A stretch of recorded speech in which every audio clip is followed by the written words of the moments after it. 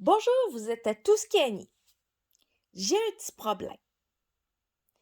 Entre le moment où j'ai acheté le tissu, j'ai lavé le tissu, il y a peut-être, comme c'est 100% coton, ça se peut qu'il y ait refoulé une petite affaire.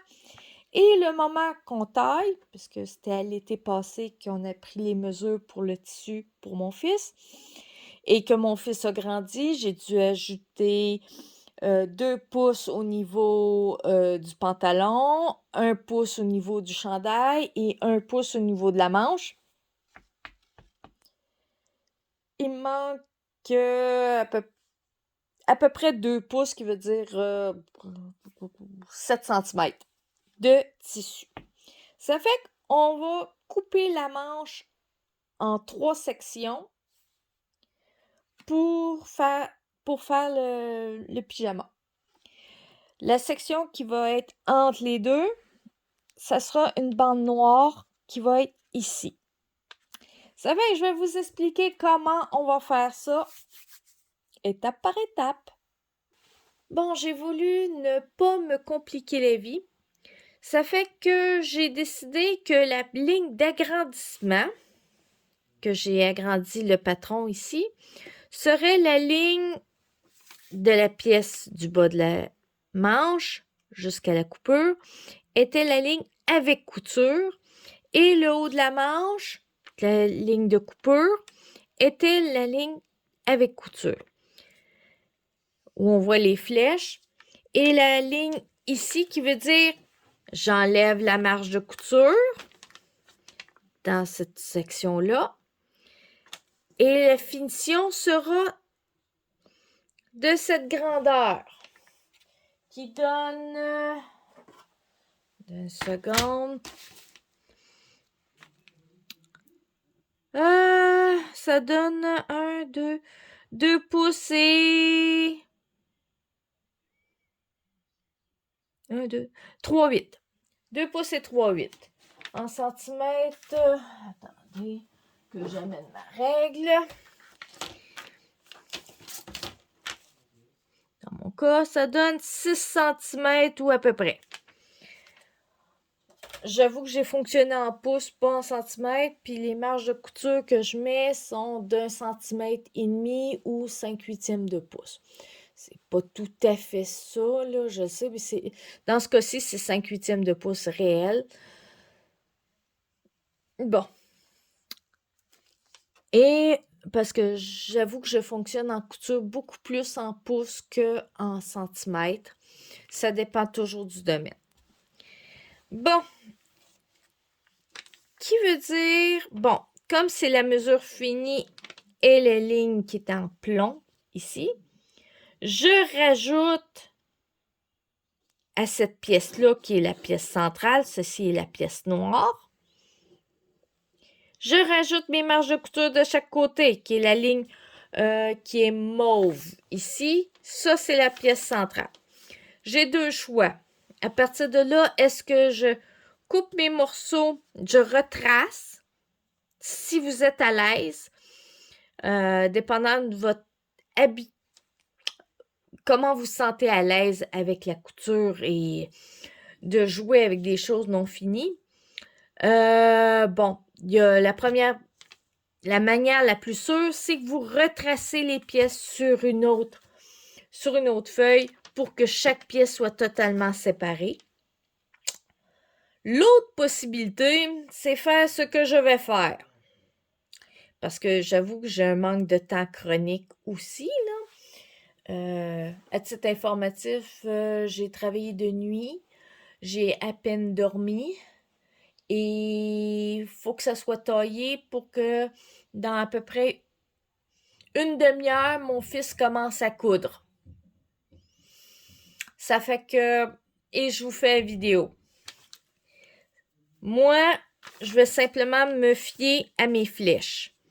La flèche jaune qu'on voit ici, qui s'en va ici, c'est la pièce en camo. La pièce centrale qu'on voit avec les flèches bleues vers l'extérieur ici, c'est la pièce noire. Et pièce qui a une flèche jaune qui va jusqu'ici, c'est l'autre pièce en camo. Et c'est comme ça que je vais fonctionner. Oui, ça peut être plus mélangeant pour certaines personnes, mais disons que j'avoue, j'ai l'habitude de fonctionner comme ça. Ça fait que je vais m'y lancer. Comme je suis en économie de matériel version extra, il y a un bout que j'ai pré-taillé. OK? C'était en deux sections. Entre le devant du chandail et le haut qui est là, il y a une section ici qui était trop petite parce que le pantalon, la pointe du pantalon arrive ici. C'était plus petit, qui fait qu'il n'y avait que le bas de la manche qui rentrait. Comme vous voyez, j'ai simplement pré-taillé pour que ça soit un peu plus long de ce côté-ci, un petit peu plus long de ce côté-ci par rapport à la ligne. Et à ça, j'ai rajouté une flèche pour savoir dans quel sens était le haut du tissu. Et j'ai cranté le milieu du tissu. En haut et en bas, je l'ai cranté. Je ne sais pas si on voit bien. Bon, je l'ai cranté pour avoir le centre du tissu. Pour garder le droit fil. Quand je vais le retailler, je vais mettre face sur face et j'aurai mon droit fil en haut, en bas et dans quel sens je dois mettre le tissu. Ce qui est très important dans certains cas. Dans ce cas-ci, je ne le sais pas, mais je ne prends pas de chance. Sur le tissu ouvert, je me suis fait des points de repère que je dois absolument cacher. On les voit ici. Par l'autre tissu que je mets face contre face. Je fais attention que ma flèche dessus est dans le bon sens. Et il faut que je cache tous mes petits points de repère. Et garder le droit fil. Bon.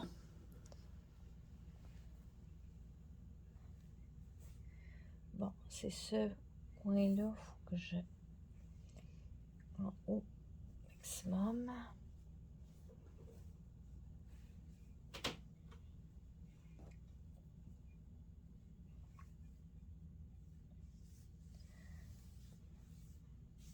Bon, on flatte le tissu. J'arrive dessus ici. On va vérifier par rapport au cran qu'on a fait en plein centre du morceau de tissu. Je suis à 30, 23. L'autre cran est à... Attends, on va plier ça. Faut que je le tasse juste un petit peu. Voilà. Ça veut dire, j'ai vérifié que le droit fil des deux tissus était à la même place. Je vais placer mon patron. Je sais pour qu'il y arrive, il faut que même la marge de couture, la marge de couture, je m'organise qu'elle soit dans le blanc ici du tissu. Comme on ne la verra pas, je peux utiliser une partie de cette section-là. Je suis en économie de matériel maximale. Je vous le dis tout de suite. Si vous ne l'avez pas remarqué.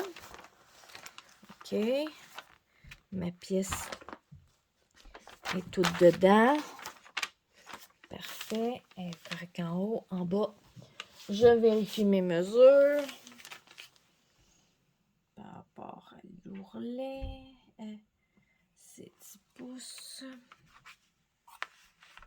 Ici. Non. Je suis pas drette. Attends, je suis vraiment... va le ramener ici. Voilà. Ça devrait... Non. C'est vrai, ici, il faut que j'utilise parce que je suis dans le marde autrement.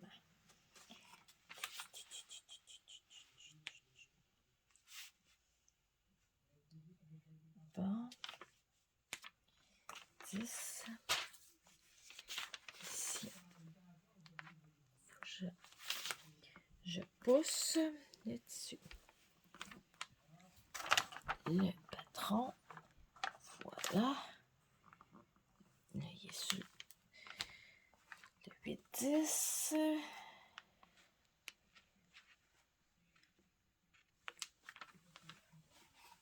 Le droit fil est par rapport aux deux tissus.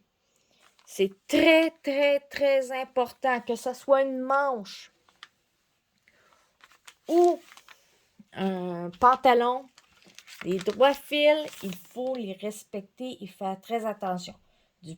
Le premier tissu par rapport au deuxième et par rapport au patron. Parce que si c'est pas droit, la manche ou le pantalon va twister. Et c'est fatigant que quand une couture qui est supposée dans l'entrejambe se ramasse sur le dessus de la jambe ou à l'arrière, c'est pas agréable.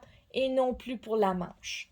C'est pour ça qu'il faut faire très attention. C'est la chose la plus importante quand on touche la manche ou le pantalon. Le droit fil. Maintenant que j'ai bien placé tout, je vais tracer. Parce que là, comme je ne veux pas... Bon, on va tracer cette ligne-là. C'est sur la ligne jaune. Pour le bas de la manche, je fais la même chose que pour le haut. J'ai mis des traits aux endroits que je dois recouvrir pour que ça rentre. Ils sont là. Et je prends mon tissu que j'ai sacré où? Ici. Je vérifie mes flèches. La flèche est vers le haut.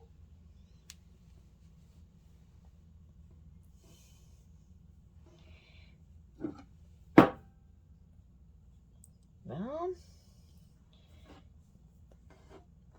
Je dois couvrir toutes mes petites sections qui ont des marques. Parfait, tout est couvert. Et je mets mon... avant de... Il faut vérifier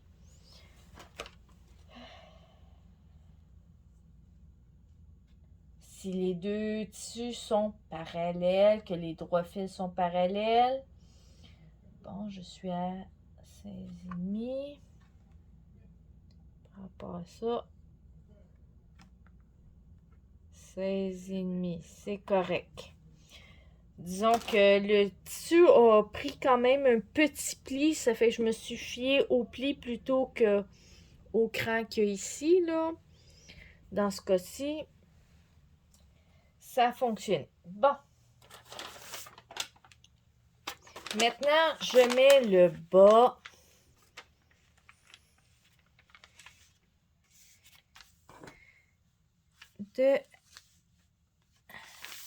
de la manche. Ok, le crin, ça là, ça là. On va tasser ça par ici un petit peu. On va se fier sur le bord du dessus. On va vérifier le droit fil. Il est à 16. Ici, il est à... Et voilà, il est à 16. On vérifie qu'on n'a pas bougé. Il est toujours à 16. On met un poids.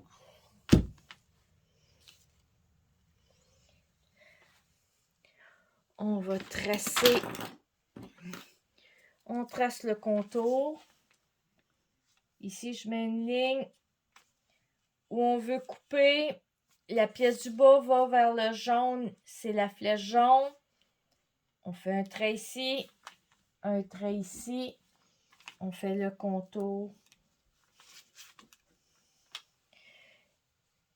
On fait le contour. Dans mon cas, je ferai pas nécessairement le contour, là. Je sais qu'est-ce que je dois faire. Je vais directement tailler avec le patron dessus, dans ce cas-ci.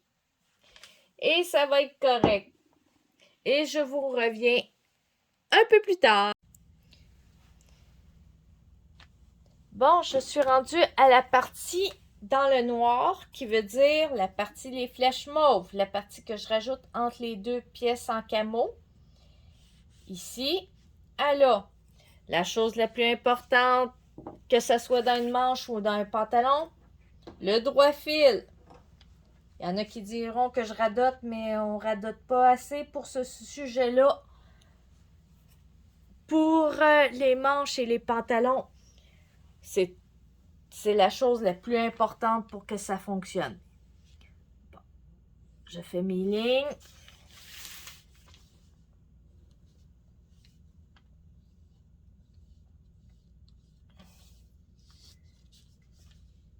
Voilà.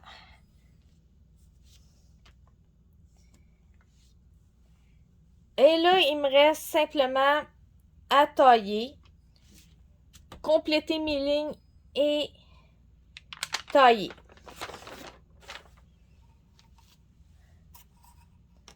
Comme ceci.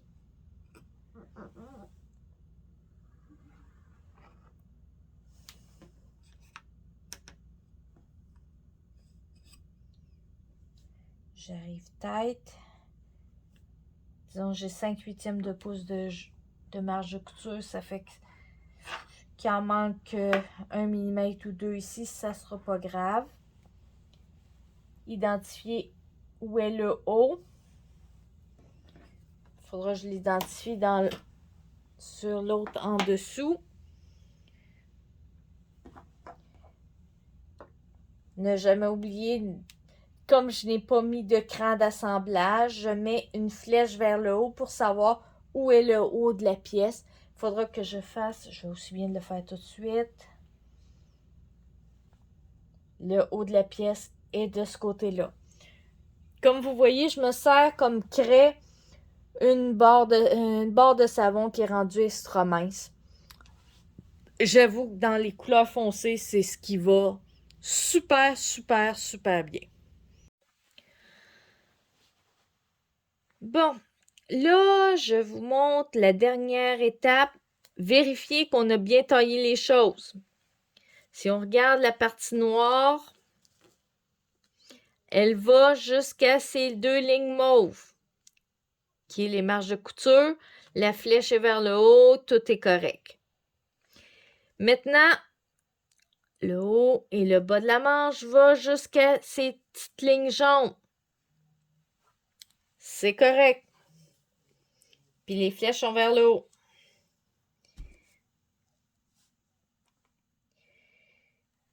Qui fait que, en plein centre de ces 2 marges de couture qu'il y a là, ça sera la partie finie. La partie noire, elle va être de cette largeur-là quand la pièce va être terminée.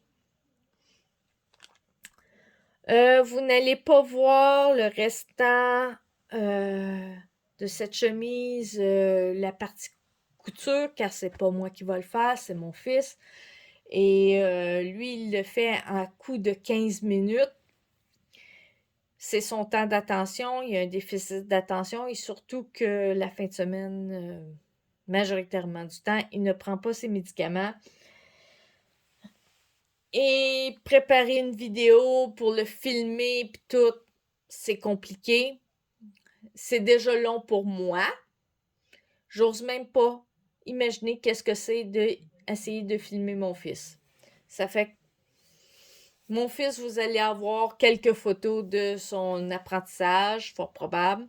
Et vous allez voir quand les 2 morceaux seront terminés. Parce que le bas de pyjama et le haut de pyjama en camo.